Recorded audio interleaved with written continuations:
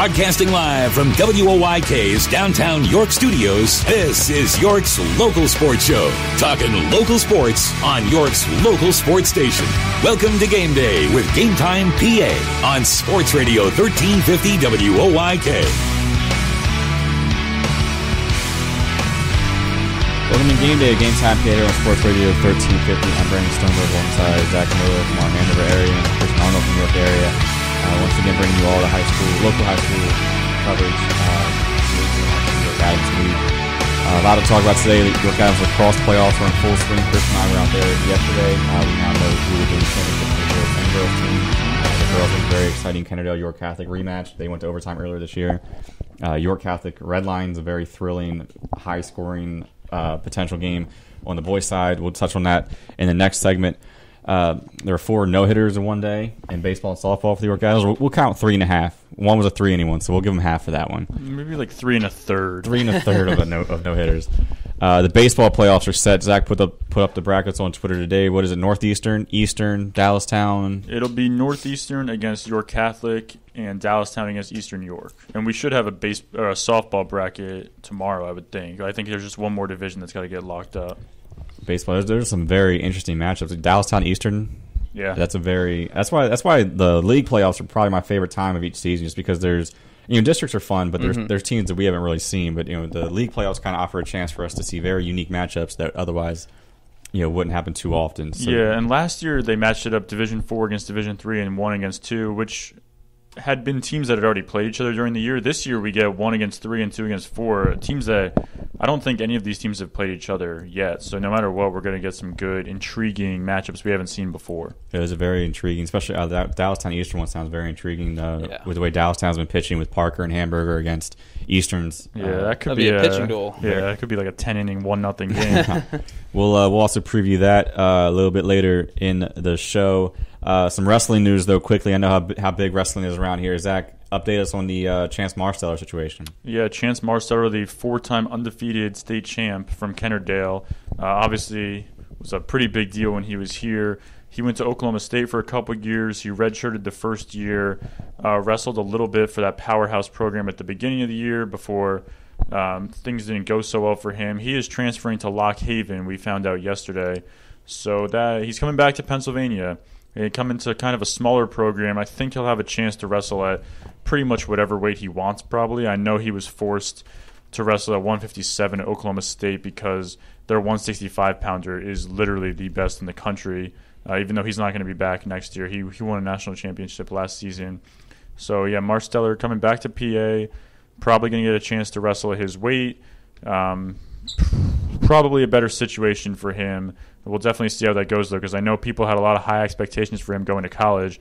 Hasn't lived up to them so far, but still has 3 years of eligibility left to, win some All-Americans and maybe even a national title.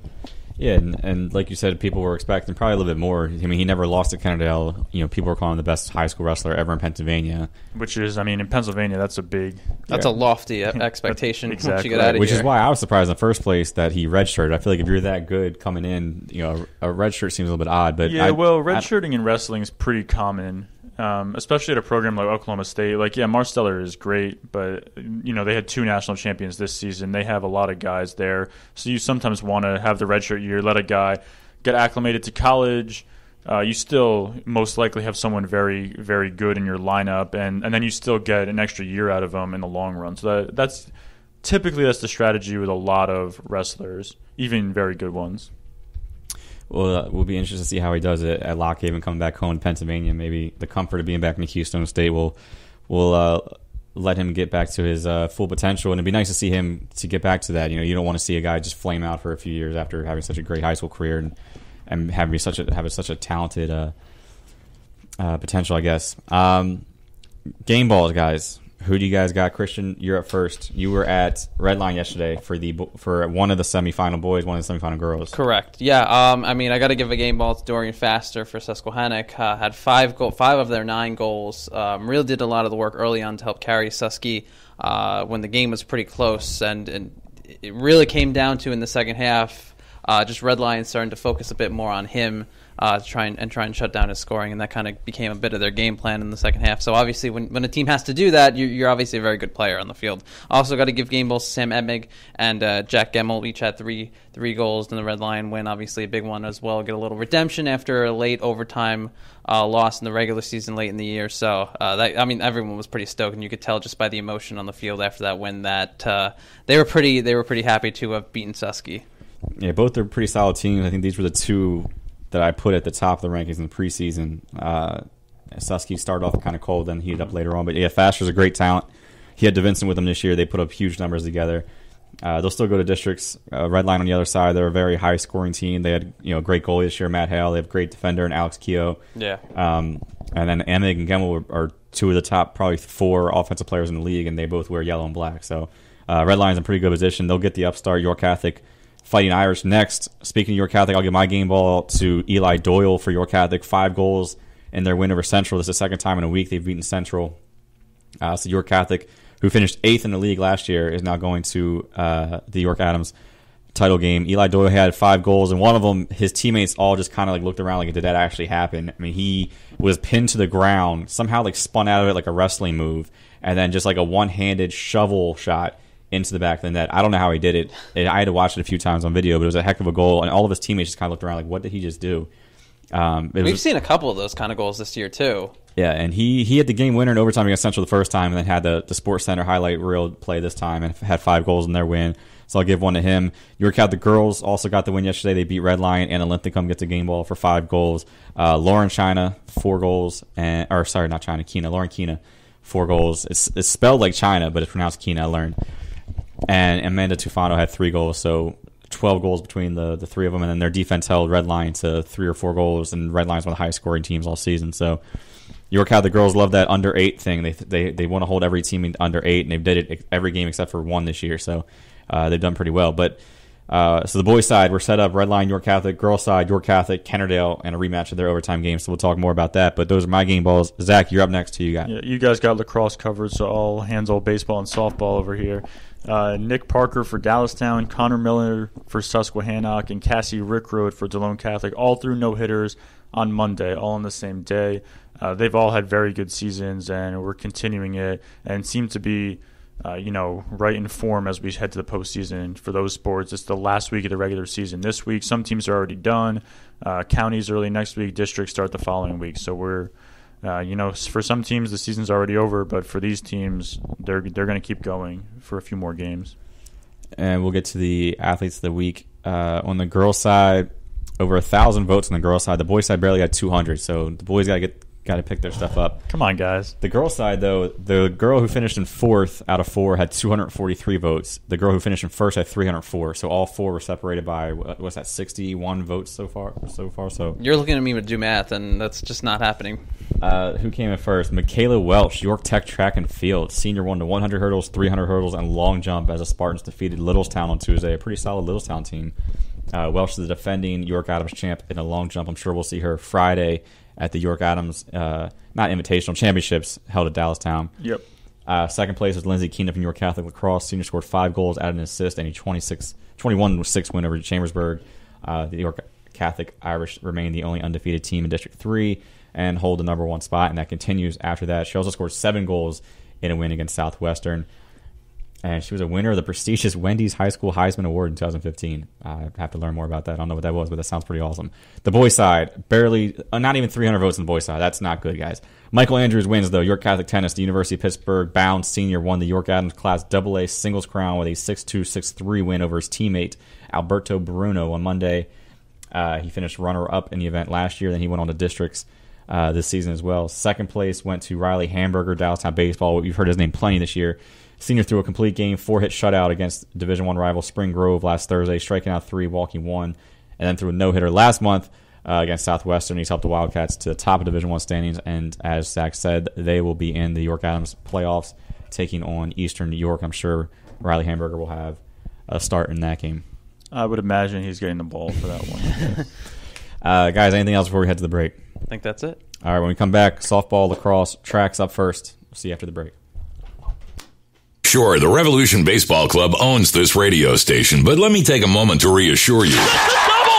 There's no gratuitous rooting for the hometown team. And the Revs have won this game! No hype. This crowd going crazy! We just give you unbiased calls Unbelievable! of every Revs game this season. This game's over! Nope. Swing and a miss! No homers here. It is gone! All right, maybe a little. And let the party begin! The Revolution plays here. The new Sports Radio 1350 WOYK. Waking up with the Zabe. The Steve Zabin Show. And we've got a breathe right strip controversy now heading into the Belmont. How come nobody in the annals of horse racing history thought to define whether or not you can wear a horsey breathe right strip? Isn't this the equivalent of a hood scoop on a car? Your quarter panels are up 1/8 of an inch higher than mine. That allows for a little aerodynamic mess underneath the vehicle. Join me, Steve Zabin, mornings at 6 on Sports Radio 1350 WOYK. Looking for something cool to do this weekend? Come to the coolest place in town and learn to play hockey or figure skate at the York Ice Arena. The York Ice Arena offers a Learn to Skate program for skaters of all ages and abilities, directed by ISA and USFSA qualified instructors. Skating classes range from beginner to freestyle. Hockey classes cover the basics of the game. All classes include free skate rental and 5 free skating passes, so you can try out your new skills. And remember, the coolest place in town is also available for the coolest birthday party in town. Host your birthday bash in group spaces or with a private ice rental. Public skating at the York Ice Arena is available afternoons, evenings, and weekends. Skate for just $7 and rent your skates for just $3. Plus, you can save with discount pass books. Oh, and ask about gift cards and kids' prepaid debit cards. So if you're looking to learn something cool, come to the coolest place in town and learn to skate at the York Ice Arena. For more information and to register, go to yorkskate.com. Money and business are essential to the strength of a community. So is cheering and celebration and music and fun. That's why York Revolution games, concerts, youth sports, special events, and more happen at a place called People's Bank Park. People's Bank has been serving York County for more than 150 years. Always cheering, always celebrating, always committed to the things that make York County great. And to you having a great time at People's Bank Park. People's Bank, member FDIC, equal housing lender. This is the Dan Patrick Show. Mic check. Dan Patrick. He's Ben Roethlisberger. Heinz Ward told me that he would lie to stay on the field. So he said, "Look, it's our job to deceive to get back in there." Have you done it? Yeah, I have. I think I did a lot more when I was younger. I think now with all the stuff coming out and all these players and the things that are happening, I think the awareness has been raised, the level has been raised. So I think it happens less frequently. But I think for the most part, players are taking it very serious when it's a pretty good bell ring. Are you hit differently now than, say, first 2 years in the league? In what ways? Like, are defenders hitting me different because of the rules? Yeah. I don't think so. I think I've always taken, it's good and it's bad. I think that officials have allowed play to kind of play on a little bit. I don't think their whistle's quite as quick with me. I love it. The Dan Patrick Show. On Sports Radio 1350 WOYK. At Northwestern Mutual, we take a disciplined and balanced approach to financial planning. Together, we'll help build your financial future on time-tested principles, not market trends, so you can take advantage of life's opportunities. To learn more, contact me, Dan McGarry, at my office on a square in York. Look for the blue awnings. Who's helping you build your financial future? The Northwestern Mutual Life Insurance Company, Milwaukee, Wisconsin. Hey, sports fans, great news. Now you can listen to Sports Radio 1350 anywhere with the new WOYK mobile apps. Stranded in Siberia? No problem. Kidnapped by wolves? It's not as bad as you may think. Wherever you are, WOYK is with you on the brand new mobile apps. York's only local sports station just went mobile and global. Sports Radio 1350 WOYK. First in York, first in sports. Your county, your teams. Sports Radio 1350 WOYK. First in York, first in sports.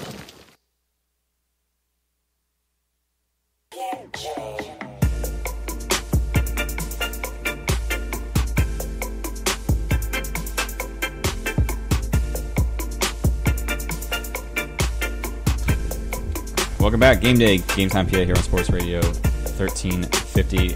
This segment, we're going to talk some lacrosse and track and field. Next segment, we'll get to softball, baseball, and volleyball. Right now, lacrosse is in the thick of the York Adams playoffs. Christian, I'm coming to you first. You saw 2 games, like we said, at Red Lion. Give me a rundown of what you saw, what stood out. What are we looking at over there? Yeah, well, I mean, Kennerdale has not lost a step on the girls' side. It was a somewhat more competitive game, but at the same time, Kennerdale still dominated a lot of the play against Susquehannock. They beat Susquehannock 13-8. It was, the final score sounds a little bit closer, and maybe it was, but for the most part of the game, you just saw how well Kennerdale plays. Claire Boone had another great game in net. And, not to take anything away from Tess Clancy either on the Susquehannock side, but you just look at some of the play and just look at some of the fundamentals that Kennerdale does, and you can always see really what they do well. And I think that's kind of the tipping point for what makes them so good compared to a lot of the teams in the rest of the league. Morgan Bowings had 5 goals yesterday. I mean, they're so balanced. Like, yes, they 5 or 6 different girls for that team can be the player of the game for them, and everyone scores. Yeah. It's not just 1 or 2 players. There had 5 or 6 players score at least 1 goal during the afternoon, and you have a couple more who had those stats. And so Kennerdale, I mean, obviously it'll be a good game against York Catholic when they play each other in the championship, and that will be probably the best girls lacrosse game you'll see all season, because these two teams, they play each other hard, and you remember the regular season, York Catholic edged them out.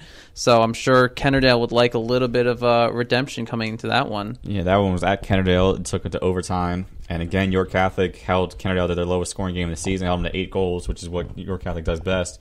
Then Anna Linthicum hit the game winner in overtime, and that was the first time Kennerdale had lost the league game in the regular season since 2011.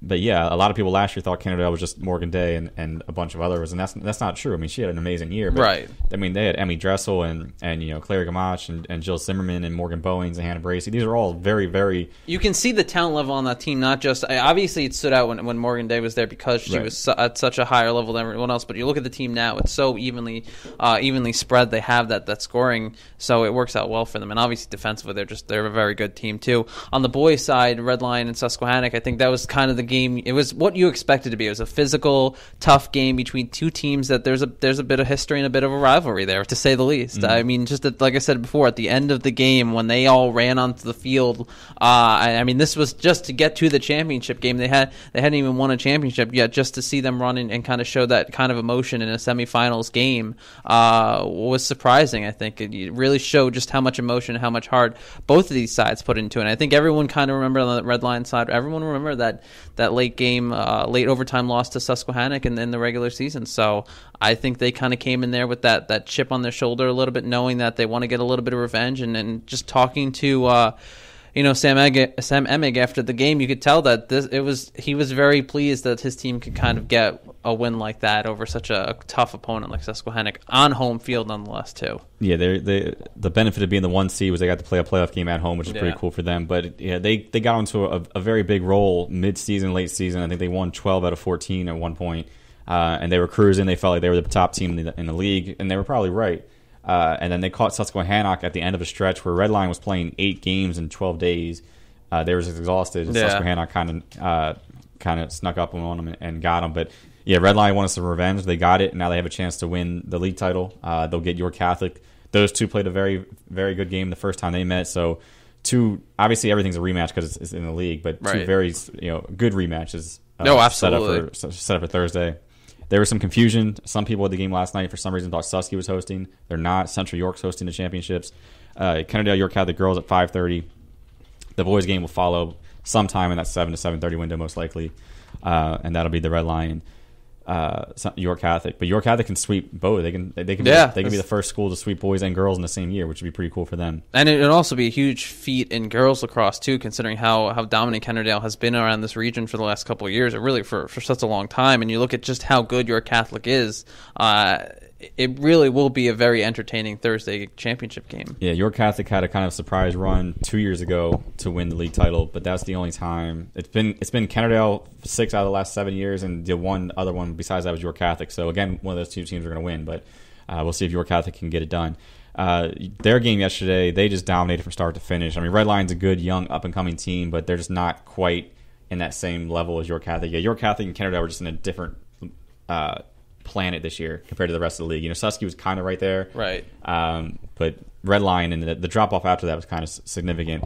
Red Lion played well, but they just could not clear the ball. Both times they played York Catholic, I saw it, and the first game was 22-4, and yesterday was 16-4 or something like that. They just couldn't clear the ball. I mean, their goalie Larissa Herbert would make a great save, or they make a good defensive play, which is great. Their sideline would go crazy, and then they would turn it right back over to York Catholic. So it was almost like a York Catholic offensive practice for most of the game. They were shooting target practice at Red Lion. Linthicum ended up with 5 goals, 4 for Keena, 3 for Tufano, and they just really, I mean, with 15 minutes left in the game, Coach Linthicum was just running his bench players and his JV players in there, and it was pretty much over. The boys' game was pretty exciting, but York Catholics prided themselves on being a fourth quarter team. They have a mantra, nobody's better than us in the fourth, and they outscored Central 6-1 in the fourth quarter yesterday to pull away. The only team that was really better than them in the fourth quarter all year was Central the first time they played. Central made that big comeback, sent it to overtime the first time they played, which is a week ago. York Catholic wanted some revenge. They wanted to prove that they're the better team, and they came out and did it. It was close. It was back and forth all the way till it was 8-8, and then it was 6-0 to finish the game for York Catholic. And Doyle had 3 goals in the fourth quarter, and they pulled away. They've had an outstanding year. They've went from 8th in the league last year to having a chance to win the title this year. So we'll see if they can get it done. So yes, Thursday, Red Lion high scoring offense against York Catholic's high scoring offense on the boys' side, and then 2 just all around fantastic teams in York Catholic and Kennerdale on the girls' side. Let's get your predictions. I was actually just thinking the same thing, Brandon. I still think York Catholic edges Kennerdale on the girls' side. I think York Catholic this is just their year. The boys' side, that's a tough one. Bulletin board material right there. Will we see York Catholic and Kennerdale again in districts, you think? Because aren't they ranked number 1 and 2? Yeah, they're 1 and 2. Susky's number 3. Yeah, it's could be a big year for the York Adams. So yeah, it could. If there's a year for the York Adams to win the district, which has not happened before, it'd be this year, because Manheim Township, who's won every district championship so far on the girls' side, has having what they would call a down year. They finished like 8th in the district, which is the worst they've done in a while. Right. But I mean, they'll still be in it. They could still win. That's the thing, though, for York Catholic, though. They get the 7-time defending champion in the second round in that 1-8 matchup. Yeah, that's brutal. So, like, York Catholic can't catch a break. But, if they can get by Manheim Township, then there's a really good chance those two can meet up again. And as long as some York Adams team wins a district title, that'd be nice, because we haven't seen one yet. We need to see some kind of district title to help solidify the fact that York Adams is on the rise, which they are. A lot of their top talent, I was talking about it yesterday, is so young. Like, York Catholic, as good as they are, they only have a few seniors. Like, their best players are freshmen, sophomore, juniors. It's the same thing in Kennerdale. Maddie Day is only a sophomore. It's the same thing in Red Lion. Their 2 top players are sophomores and juniors. So really, I mean, if you took like an all freshman, all underclassmen team in New York Adams right now, they could probably compete with an all senior team, just because the talent is going to be so much better in the feeder systems coming up. Right. Which is a great sign for the league. But yeah, there's all these teams are going to get even better next year. There's nobody losing 20 seniors or anything like that. Like, Susky loses 3 seniors, York Catholic loses 3 seniors, Kennerdale loses 2 or 3. So all these teams are going to be just as good next year, and the talent's going to continue to rise. Yes, I'm taking York Catholic on the girls' side. The boys' side, I haven't decided yet. I'll probably decide tonight or tomorrow before I get there. I can't provide any bulletin board material. How about you, Christian? You got a prediction? I'm going to go with you. I'm not the only one. I'll go with you with York Catholic. I think you look at the head-to-head matchup this season. You just look at how far they've come this year. Even with a freshman goaltender, an untested goaltender, really, they've come a long way. And you just look at the firepower and the just balance they have on every end of the field. I think they're a good team, and it's going to be a close match. But I could see that being like a 9-8, 7-8 kind of 8-7 kind of game. That's what the first one was, 9-8 in overtime. So I mean, I'm pretty sure we could see something very similar to that. So my prediction would be York Catholic winning 8-7. If you're putting a spread on it, it's not going to be decided by anything more than 2 goals. Like, it's going to be like an 8-6. Yeah, it's a straight pick 'em. Yeah, at most a 2-goal differential between those 2 teams. They're both defenses are just too good to get blown out in that game. How about the boys one? That's tough. I'm going to go with Red Lion on this one. Okay. I think they have a lot of firepower. I think that they're just such a good team. And you can see how hungry they get when they want to win something. And York Catholic is also a team that has a bit of there's a bit of a rivalry there, so they know each other very well. And apparently, what I learned the other night too is that Red Lion and York Catholic teams have a bit of history playing junior high lacrosse. Yeah. So there's a bit of history there where the Red Lion team feels they should have won a game in junior high, and apparently they haven't really let that one go. No. So they're ready to get back to it. So I mean, they're hungrier than ever to get it. So I'm going to go with Red Lion on this one. one. Yeah, it's that same group. They played 4 years ago against. So the seniors now was that freshmen or 8th graders? They played a junior league game. 4 years, yeah, they were in 8th grade. They played a York County under 15 championship, and it was York Catholic's feeder system against Red Lions feeder system, and York Catholic won that game for the championship. And yeah, there's some history there. Both teams brought it up. I smell a Disney film in the making. Both teams brought it up yesterday, so they're excited to get each other. So yeah, definitely. Either if you can't make it out there Thursday, follow along with us on Game Time. We'll have all the updates for you. 5:30 and 7 o'clock are the two games. All right, Zach, we're coming to you now. All right, I've been saving my breath. You guys have been talking a lot. We're going to let Zach talk for a little bit here. The last few weeks, we haven't had too much track and field to really bring up. We mentioned the Penn Relays a few weeks ago. There's been some invitationals. Catch us up on everything we need to know and give us some storylines to look at with Friday's championships. All right. Well, in the past couple weeks, there's just been a few dual meets. This is kind of an off week until we get the York Adams Championships on Friday, which will obviously be big. I will give a quick shout out to all the teams that won division titles because that might not have come up. On the girls' side, Southwestern won. They won their third out of the last 4 years with Lynn Meridian on the team. They've won their 23rd overall, so that's a powerhouse program. Got a little down last year with the 3-3 season, but is right back on top this season. Division 2, Eastern York repeated as champion. Division 3, DeLone repeated for, I believe, this is the 5th year in a row that the Squirettes have won that title. The boys' side was a little more complicated. The Dallastown boys won Division 1. The Division 2 ended up in a 3-way tie with 3 teams that beat each other.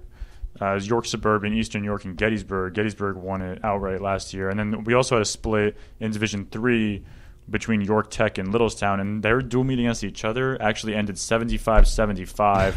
York Tech won, I guess you would call it on criteria or on tiebreaker with more first-place finishes. But, I mean, that's about as split a title as you can get. 2 teams with the same record that also, quite frankly, tied when they face each other. So those are your division champions. I will quickly just promote a feature I did that came out today on Game Time about Sammy Trone from Southwestern. We've done God knows how many stories about Lynn Meridian over the last 4 years. She's earned it. I mean, she absolutely has. I mean, Bruce Lee calls her the best athlete he's coached in 31 years, and it's not like he said that one time by accident. He'll tell it to anybody who will listen. So yeah, he said it in a few interviews, and he's seen a lot of really great athletes in 30 years here. Yeah, I mean, and she can just literally, they can plug her anywhere in a dual meet, and that's 20 points. Like, it doesn't matter. I think they sent her in the triple jump last week against Spring Grove because they just felt like they needed some points there. Like, she can do it all, and she just dominates everybody. And she makes everybody else kind of look bad. Like, Zoe Stauffer, very fast hurdler for Spring Grove. When she runs against Lynn, it's like, it could be me out there. But really, like, she's actually really fast and has a chance to go to districts, too. But I wrote a story about Sammy Trone, who's a sophomore on the team, who's kind of been in Lynn's shadow and kind of learning everything she can from Lynn, because she wants to be the one to kind of step into that leadership position next year. She has the best time in the 400 so far this season. She's running the 400 on Friday, which is an event that Lynn's not running. So we could see her get a county championship potentially. But I was kind of, letting some people know, pulling back the Lynn Meridian curtain a little bit on who else is on that team that makes that team so good and could make an impact next year. So check that out on Game Time. As for this Friday, I mean, speaking of Lynn, she won 4 medals last year. She won 4 the year before also. 1 was in a relay. I'm not sure how many. 4 the max you can participate in? Yeah, the most events you can participate in is 4. I mean, if she could participate in 10 events, she'd probably win 10, quite frankly. But so, obviously, I'm expecting her to win 4 again. I'm not quite sure what event she's going to do. I'm going to try to find that out before Friday so to have an idea. Obviously high expectations for her, and good luck to anybody else who has to run against her or jump against her. Who knows exactly what she's going to do. I could see her maybe going in some relays also, because Southwestern's relay teams, they're a 4x4 team, really thinks it has a chance of going to states this year. So, you may see her in that one too. Looking at the rest of the girls, Natalie Elliott has kind of emerged as the pole vault, somebody to really watch in that event. I know we talked about Alexis Balblitz a lot the last couple of years, but so far this season, Natalie Elliott's gotten the better of her, Spring Grove, and she came in 5th at the Penn Relays, where Balblitz wasn't able to clear the bar. Granted, the bar was, I'm sure, very high because it was the Penn Relays. Mm-hmm. But so they'll be on, out in the same pit on Friday. We'll see who wins when they go head-to-head. One of the two of them will most likely win that one. In the throws, could be interesting on the girls' side. There's some good throwers from Adams County. Gabby Emig from Bermudian Springs. She committed to York College, by the way, to do volleyball and track. Wow. So, and she, two-sport committed. Yes, two-sport committed, which is kind of interesting. And she also won the Adams County titles in the shot and the discus. She looked very good at that meet. It'll be interesting to see how she does on an even bigger meet against some of the best from York County. Maddie Smith was the runner-up in the javelin last year at States. She'll be looking for a county title. She did not win the county title last year, so that's still something she's going to try to check off. On the boys' side, he kind of came out of nowhere. I really honestly do not remember him from last year. Greg Potter from Red Lion. He came in second at the Penn Relays in the pole vault. Wow. So I don't know. Obviously it's a little out of my area, and you weren't in this area at the time. So I'm kind of curious to see what his story was and, where he was last year. I don't know if he was just jumping not at quite the heights he was at, or if maybe he was hurt or something. But, yeah, he's clearing 14 feet, even more than that this season. So definitely look for him out there. Some of the sprints will be interesting. I know Justin Tracy from Dallastown, I've been seeing his name pop up a lot in our leaders categories. And their relay team, their boys relay team, set some records this year too. They've been pretty solid with Atwood and Tracy and Santino right. in there.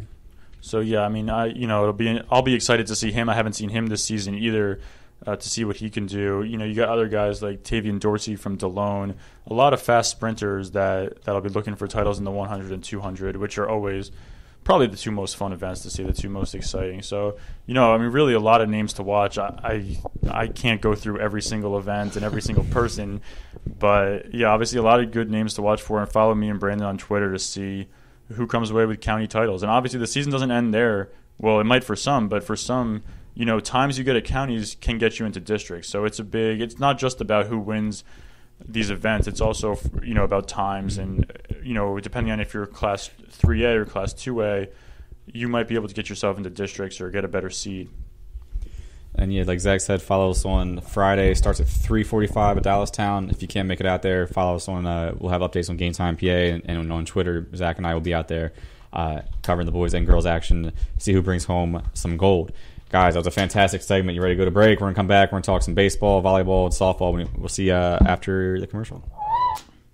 So it's York Revolution baseball season. And good! A walk-off home run! That's a double play! Unbelievable! And the Revs have won this game! Are you kidding me? This crowd going crazy! Can you believe it? Cue up the cannon! This baby's over! Yep, it's kind of exciting. The Revs play here. Sports Radio 1350, WOYK. Security in life isn't something you just wish for. You build it with a strong financial plan. Start with Northwestern Mutual. Together, we'll design a disciplined and balanced approach to financial security, because reaching your goals is something we both want to work toward. To learn more, contact me, Dan McGarry, at my office on the Square in York. Look for the blue awnings. Who's helping you build your financial future? The Northwestern Mutual Life Insurance Company, Milwaukee, Wisconsin. Previously on the York Revolution pregame show. Everett George is our interview guest. Everett was signed up. Was it the whole homestand? Yeah, the whole homestand. And which was how many games? 7 games. And you lasted in your role how many games? 1 game. Have you been fired anywhere before? Never. Post-game meal came down, and it was pulled pork and beans. I said, well, where's the buns? Where's the soda? Where's the water? And the coleslaw didn't come down till after everything was out. But I know what I can do. I can make a meal better with pulled pork, with beans. That's the reason I got fired, because I asked too many questions, I guess. I don't know. Yeah. Well, they did me a favor. I don't have to. I can have 6 days off. Revs Baseball on Sports Radio 1350 WOYK. The puck drops here. Wellman, the shot, score! Sports Radio 1350, your home for Hershey Bears hockey. Casey Wellman has won it in overtime for Hershey! And the Washington Capitals. Hearing a shot, they score! Defending the Den and rocking the red all season. Catch the Bears and the Caps on Sports Radio 1350 WOYK First in York, first in sports. Now we're having a party, ladies and gentlemen. Now, this is good old-fashioned fun. And it's right here on WOYK. Oh, man, is this stupid.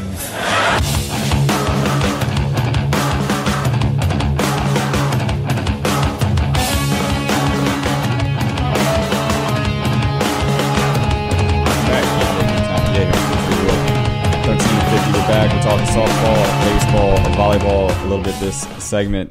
Stay tuned with us. Stick with us here. We're going to jump into some softball first. The big news last week, 2 days ago actually, Dallastown knocked off Central. Central had been undefeated. Central had beaten Dallastown earlier this year, 4-3. Dallastown comes back and wins 4-3 in this one at Dallastown. And Dallastown's Madison Johnson made 2 big plays. She made a diving save in the outfield that saved a diving catch or leaping catch that saved a grand slam. Central would have gone up, by 4 runs there, and her catch saved it. And then she got hit by a pitch with the bases loaded for technically the game-winning RBI. And taking one for the team right there. And so a big defensive play, and then a big HBP for her. Wins the game for Dallastown. That was big for them. They needed that boost, and that's Central's first loss. So we'll see how that affects them. They're back in action today against New Oxford, but a big win for Dallastown, and they stay alive at least in the Division I. Standings. Central hasn't quite clinched that one yet. Division II has come down to Susky and Dover. They're still staying pretty tight, neck and neck there. Littlestown's alone, pretty much riding high in Division III and IV. Littlestown lost to Suburban though. Yes, that was the first loss in the league so far this season. That happened last night. And then Littlestown plays Fairfield today. But, no matter what happens, Littlestown is going to the county playoffs as the Division III champion, and Delone Catholic's going as the Division IV champion. So those 2 divisions are settled. The other 2 divisions are pretty much settled. Probably will be settled by the end of today, but not quite done yet. So no bracket out yet. We'll see the bracket probably tomorrow. Yeah, Littlestown wrapped up Division III a while ago. Delone obviously always wraps up Division IV pretty much 2 weeks into the season. And then Division II, Susky is a half game ahead of Dover right now. Susky at 10-3 in the division, Dover at 10-4. So Susky looking to wrap that one up, and then Central a half game ahead. Dallastown at 12-1, Dallastown's 12-2, so they can wrap up a division with a win as well today against New Oxford. So pretty much, if you're looking at that, then it looks like Central, Susky, Littlestown, Delone, and they'll do the same thing where Susky would play Delone in the first round, Littlestown would play Central in the first round. 1-3, 2-4. Yep, I believe it's the same as baseball. So Littlestown, Central, and Susquehannock, assuming Susquehannock wins today against Delone. So again, interesting matchups you probably haven't seen this year with some of those crossovers. Yeah, Central, Littlestown will be very intriguing. Littlestown with Summers and Yaley going against the young Central bunch with Rachel Butler and Aaron Cabry. And then Susky, Delone, they played once already this year, but that's a very interesting matchup as well down there in southern York County, basically. Baseball, Zach, give us a quick rundown update on the Hanover Adams baseball situation. What we got out there? Well, the Division IV picture is pretty interesting. York Catholic locked up the division yesterday, but all 4 teams that were competing for the division title, which is York Catholic, Delone Catholic, Biglerville, and Fairfield, all 4 teams are within 5 spots in the district standings, and they're all fighting to stay in there. I think Tulpehocken is at 11th. The top 10 make it. If Tulpehocken can get in there, that could be trouble for one of those teams. But it could be all 4 making it, and potentially all 4 playing each other in the first round, because there's going to be that first round where the 7 through 10 seeds have to play. In all likelihood, we're going to see at least one rematch out there. So all those teams, they still have a few games left. York Catholic's done, but Delone and Biglerville play today. Biglerville and Fairfield play tomorrow. Biglerville actually still has 3 games left this season. So a lot can still kind of happen in those district rankings. But as far as the division, that's sealed. I mentioned Fairfield. They have not been to the district playoffs since 2010 when they were a member of Single A. They haven't been as a member of Double A, which is what they are now, since 2002. So and they picked up some pretty decent wins. They knocked off Eastern earlier this year. It beat York Catholic last week on a walk-off. And that was after they blew it. They came into the 7th inning up by 1, gave up 2 runs, but rallied and got 2 runs right back in the bottom of the 7th to get a walk-off win by Darian Mort with the big hit, who also pitched that game. So, they're right in it. That's a team that could maybe win a game in districts even. And their softball team at the moment is in districts too. So it's a nice little spring sports season out in the far west of Adams County. Yeah, Fairfield right now 7-6 in the division. Biglerville 7-5. DeLow 9-5. York Catholic 11-4. So 4 teams in Division 4 within 2 games of each other, 2 losses of each other. Yeah, York Catholic was able to win against Biglerville and DeLow this week. Had that not happened, had they lost one or both of those games, we could have really had a real funky situation for that division title. But they made it nice and clean for us. Overall, maybe not the best year for York Adams baseball. I mean, you have a division winner like Eastern, maybe not even making districts. Not that many overwhelmingly great teams. Northeastern finished off with a great year, but they started 3-3, and then they go on the run and they end up 12-4. But you saw a lot of 7-7, 8-9 type years around the league. But Northeastern wrapped up Division 2. Dallastown, like you said, Division 1. I mean, Dallastown wrapped up Division 1 a while ago. I mean, they're 5 games ahead of second place Southwestern and third place Spring Grove. Spring Grove not making districts now. Well, last time I checked, and I'll admit that was a day or two ago, they were 16th, which would have put them in the very last spot in districts. So I'm not sure. That's obviously something that, depending on how they do and also how other teams around them do, it's possible they might not make it. Or, if they do, they're going to have a very tough opponent in possibly Greencastle if they have to go up against the top seed, which would be really tough. So how do you see these? You made me make some predictions. So how do you see these York Adams playoffs shaking out here? I mean, it's kind of hard to say because we don't see these teams go against each other. I do kind of like Northeastern against York Catholic. I feel like Northeastern's got 2 of the best pitchers in the league. Cody Reeser will probably see in that game. York Catholic's still a very young team. That's a team that's going to be good for a few years. I don't know if they're going to be able to score enough runs off Reeser, assuming that's who they see, to win that game. The other game's tough, though. I mean, Dallastown, Eastern York, we joked earlier that could be like a 10-inning, 1-0 game. I'd probably give the edge to Dallastown overall because they've just been more consistent this season. And Eastern York's been a little up and down, although they've been up certainly lately. And, I mean, Dallastown Northeastern would be a heck of a championship game, and those are probably the 2 teams also that have the best chance to make some noise in districts. I think a lot of teams that are going to make districts with those 500 records are teams that, maybe they might win a game, but, probably won't go very far. But Dallastown and Northeastern are 2 teams that, they've dominated pretty good divisions, the 2 top divisions in the league, and, potentially could seriously make a run. So, I don't know. I guess I'll give you a prediction for Monday's games, but I'll leave Tuesday open to chance because I really, it's possible I could be wrong and it could be a different matchup on Tuesday also. So for the fans, those games are Monday and Tuesday at New Oxford? The Monday games, one game's at New Oxford, one's at Spring Grove. The Northeastern York Catholic game is at Spring Grove. And then the Dallastown Eastern York game will be at New Oxford. And the championship is on Tuesday between the 2 winners. That's at New Oxford.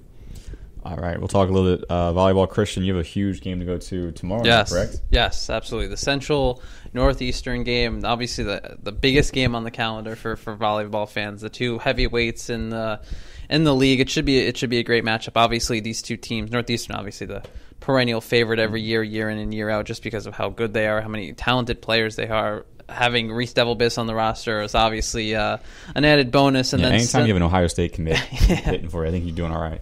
And then Central York, another team that's always a perennial favorite in this area, under technically first-year head coach Todd Goodling, who's been an assistant with the program for a long time, and they've also had a good year. It's going to be a fun matchup because even if you remember back to that Red Lion Northeastern game, Northeastern may have swept them in 3 sets, but at the same time, it was one of the best volleyball games I've seen all season. So I expect the same out of this one. I expect both teams to come into it pretty charged. And I'm pretty sure we're also giving out our best student section award that game, too. The student section winner, Northeastern, they won that back during football season. Yeah. At the end of football season, they've been asking where's their prize, and they're finally getting their banner and their prize or megaphone, I guess it is. Teddy Feinberg, and you were delivering it tomorrow, right? You guys together? I believe that's what's happening. I'm not 100% sure. I saw a picture of Teddy with like a megaphone. Is that something like that happening? That's the megaphone. Yeah, he's giving that out tomorrow night, 7:00 at Northeastern, obviously, right, to see the home team. So.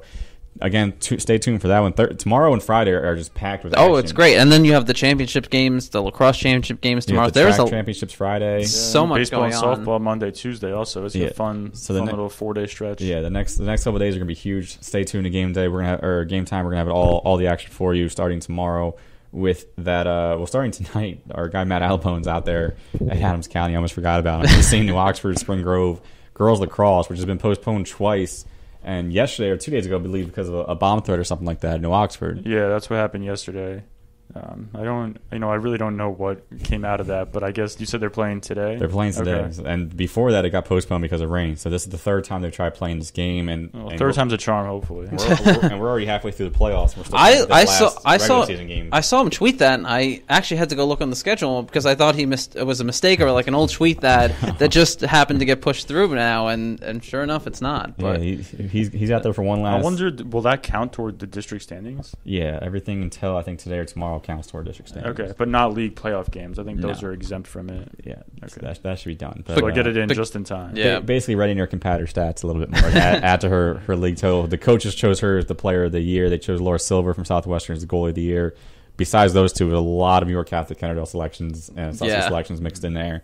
Rightfully so, nonetheless. Right, which is kind of what it was last year. I mean, the All-Star team was kind of readying her in Silver from the Hanover Adams area, and then a ton of York Catholic Kennerdale Susky players. Those two used to be teammates. Imagine if Redner were still in Southwestern. That'd be a pretty loaded squad. But she had a great year. New Oxford's had one of their best years in program history. I think they're going for win number 9 or 10 tonight, which would put them in their best year ever.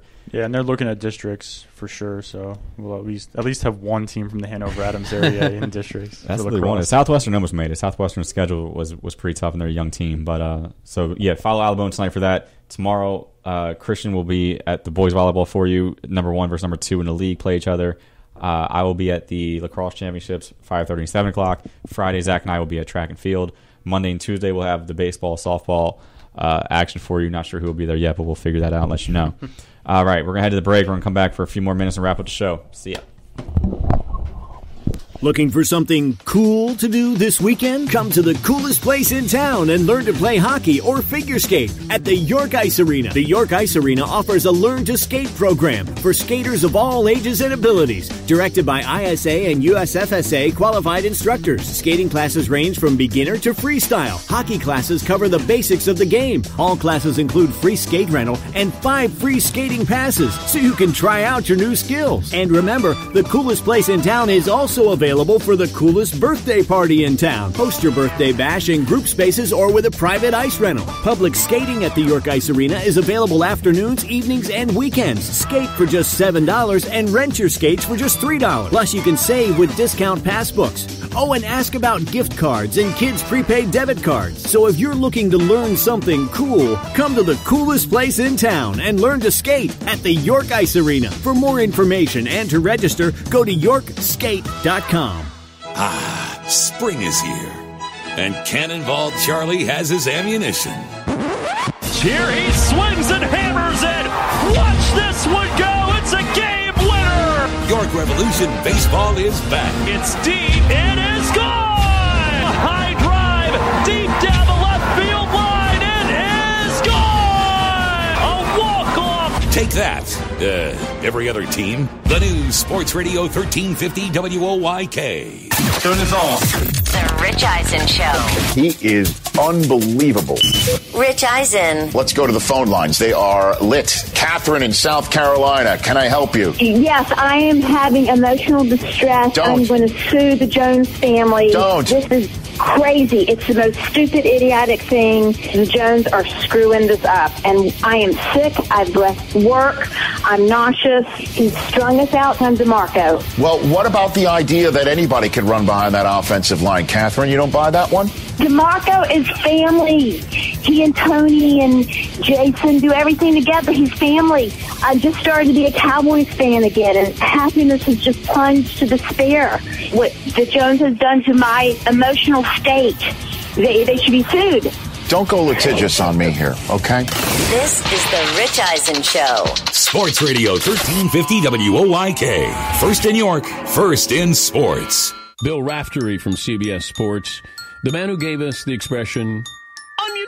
I actually thought that onions meant you're slicing onions and you're making the other team or coach cry with a big shot. Well, it's about toughness. Okay. You know, it really is. So it has nothing to do with slicing onions. And I saw where you got criticized by one of the media critics that you shouldn't be saying onions because of what it means. Well, that's his interpretation.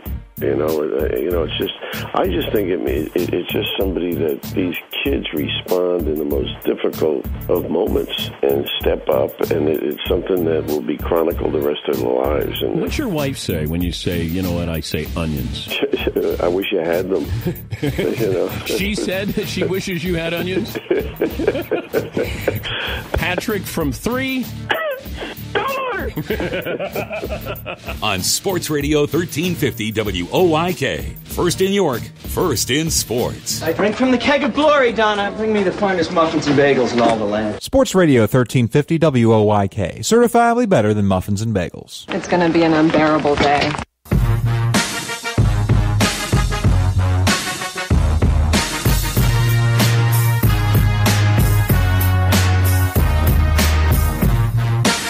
About the Game Day, GameTimePA. A few more minutes here. We're going to tell you about one last thing. The GameTimePA Athlete of the Year Award Banquet.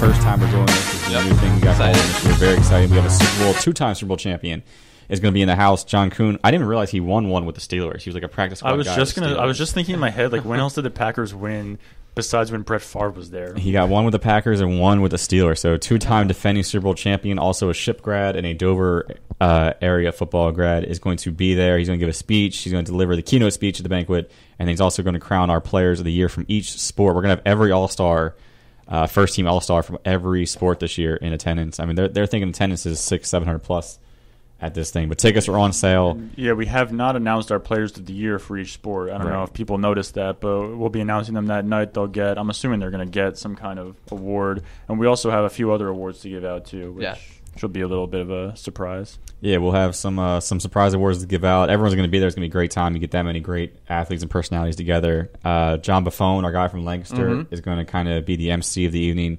Very outgoing guy. Great choice. I didn't want myself to be there or anything, but Brandon, I mean, you do the radio show. You're the Game Time reporter, the face of GameTimePA here. What else do you want, dude? I want it all. GameTimePA Awards are Thursday, June 9th at the Wyndham Garden Hotel, right across the street from our office, basically, West Manchester Township. They have a great banquet room in there. I went to a wedding reception there a few months ago. It was a fantastic area. If I'm allowed back in there, we're going to go do this Game Time Award. General admission tickets are on sale now. They went on sale on May 9th. They cost $50. More information is online at GameTimePA. It's also at athleteawards.GameTimePA.com. Definitely reserve your ticket, reserve your seat. John Kuhn's going to be there. We're going to be there. All the players of the year are going to be there. All the All-Stars are going to be there. It's a great time. It's a social gathering. You get to see all the other athletes from around the area. Yeah, and this is going to be an annual tradition. It's the first year. It's a little new this year, but a few years from now, it's going to be a big event. So get in now. And that was a great plug. I love it. Get in now. I thought the other awards were a secret. They're not. We put them up online already. The Energy Award, a Console Energy Award. It's going to be given out. A Courage Award, which is kind of like a comeback player of the year. Somebody who went through a lot of adversity. The Energy Award is just a guy who can, a guy or girl who can bring the energy to the team.